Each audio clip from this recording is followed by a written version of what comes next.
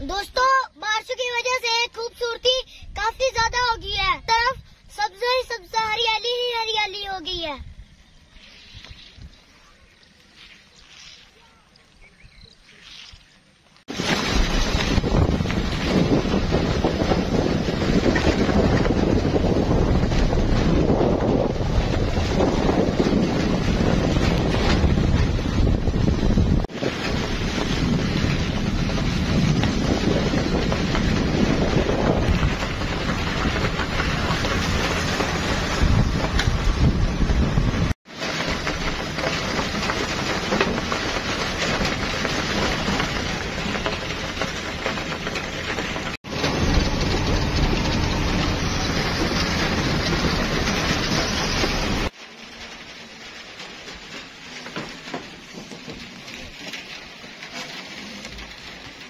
जब भी गाँव आता हूँ खेतों में आके मैंगो जरूर खाता हूँ, क्योंकि खेतों में आके मैंगो खाने का अपना ही मजा है।